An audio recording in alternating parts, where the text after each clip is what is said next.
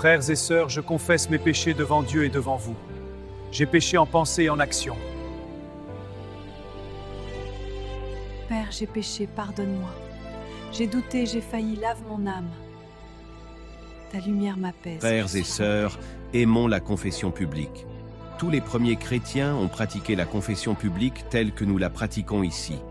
De nombreux livres de l'histoire de l'Église parlent de la confession publique. Jusqu'au IVe siècle après Jésus-Christ, la confession publique était la seule manière de confesser les péchés que les chrétiens connaissaient. Un chrétien qui ne pratique pas la confession publique, c'est un menteur comme celui qui se dit être dans la consécration et qui ne s'approche pas de la chair. Avant la compilation du Nouveau Testament, le livre que les premiers chrétiens donnaient à tous ceux qui se convertissaient au christianisme s'appelait la Didaché. Il a été écrit entre l'an 50 et l'an 90 après Jésus-Christ sous le titre « Doctrine des 12 apôtres transmise aux nations ». Et il est écrit dans la Didaché « N'abandonne aucun des commandements du Seigneur. Garde tout ce que tu as reçu sans rien y ajouter ni rien en retrancher. Confesse tes péchés devant l'Église et tu n'entreras pas dans la prière avec une mauvaise conscience.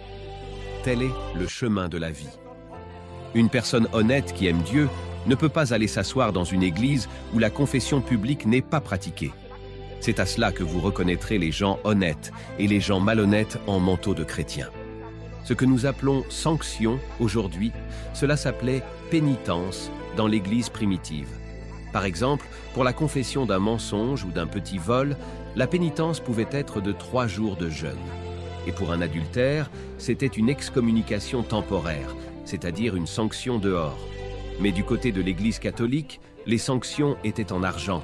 Et déjà, les premiers pasteurs étaient incapables de maintenir leurs assemblées dans la sainteté. Et donc, à cause des péchés, beaucoup de chrétiens quittaient l'Église pour ne pas venir répéter les mêmes confessions devant l'assemblée et marcher de pénitence en pénitence. De tout temps, quand la sacrificature échoue, le péché s'installe et soit les assemblées sont froides et pleines de péchés, soit elles se vident de leurs fidèles.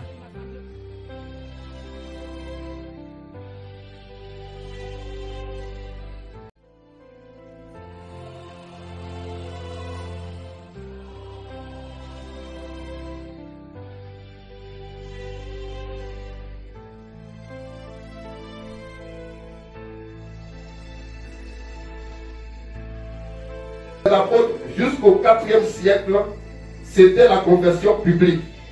Puis l'Église catholique romaine a mis fin à cela et a institué la confession auriculaire. Dieu ne peut pas vous écouter à moins que votre confession soit publique, car c'est un commandement. Ne confondez pas faire des confidences et se confesser. Amen. Sur ces paroles, nous allons passer à la confession publique. Un frère ou une sœur n'a pas été en accord avec le message durant la semaine, l'occasion lui est donnée de se tenir debout humblement et confesser ses péchés. Nous passons à la confession publique.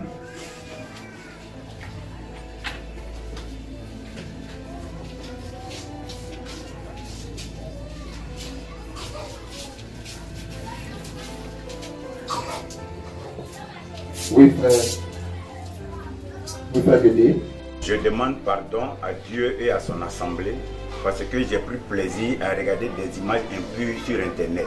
Et aussi, j'ai pris plaisir à des pensées de sexe. Pour cela, je demande pardon à Dieu et à son assemblée. Oui, frère suivant. Ce matin, je demande pardon à Dieu et à son assemblée. Je ne suis pas digne d'être appelé un frère parce que j'ai volé de l'argent. Ce matin, je demande pardon à Dieu, à toute son assemblée, car je ne suis pas digne d'être parmi vous. En ce sens que j'ai regardé des films de sexe sur Internet. Ce matin, je demande pardon à Dieu et à son assemblée. Frère, je ne suis pas digne d'être appelé frère parmi vous. Dans la semaine, j'ai injurié quelqu'un et aussi j'ai convoité des femmes qui étaient mal habillées. Celui que tu as injurié, tu as demandé pardon? Oui, frère, je lui ai demandé pardon. Ok. Frère suivant. Je demande pardon à Dieu et à son assemblée. Je me suis masturbé. Oui, frère. Nana. Ce matin, je demande pardon à Dieu et à toute son assemblée pour avoir commis un péché de sexe avec une païenne. Est-ce que c'était une femme mariée? Non, frère. On reviendra sur ta confession. Frère suivant.